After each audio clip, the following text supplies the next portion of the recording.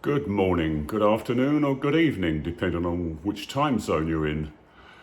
Now, this is about money, and I was thinking about doing a video that talked about some of the differences, strangenesses, perhaps the fact that the US has, when it comes to currency, they all look about like that, but they have different numbers and different dead presidents, unlike sensible jurisdictions where people actually have different colours for banknotes, different sizes, so the visually impaired and the careless don't mix up their currency. So, and also there are other things like when you see a price posted in the US, it does not include tax, unlike many other jurisdictions. But I thought I would stick to the important stuff. Now, when I left the UK to move to the USA, I'd sold my flat in London, and I'd accumulated, because I'd sat on the flat for about 20 years, quite a serious chunk of change. So I approached my bank, my current regular UK bank, to see what they could do in terms of converting my pound sterling to US dollars. Now, what they told me was, yes, we can do that, sir. And I said, well, what rate are you going to give me? And they said, it'll be whatever rate we give you at the time we do the trade. And I thought that wasn't really acceptable. So I want to get an idea of what I was going to get for my money. And it seems generally that if you go to your bank, your regular bank, they're not necessarily going to give you as good a rate as like a professional foreign exchange org. So I found Money Corp. I think they're one of many, but I found them very useful. And they were able to take my money and convert it at a time when the rates were going up. And you could also say to them, well, like, I want to change my pounds to dollars, but can you wait until it hits like $1.50, $1.60 before you make the trade? And so they could do that. And I thought that's a much better option than going to your regular high street bank.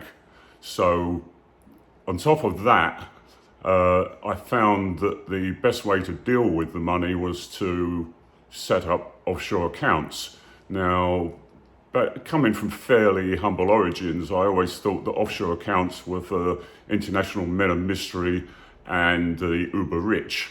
But I found it very useful because I could set up an account in the Isle of Man, and I could have a sterling account, and I could have a dollar account, and I could move money from one to t'other, and then I could get it wired once it turns into dollars to a US bank.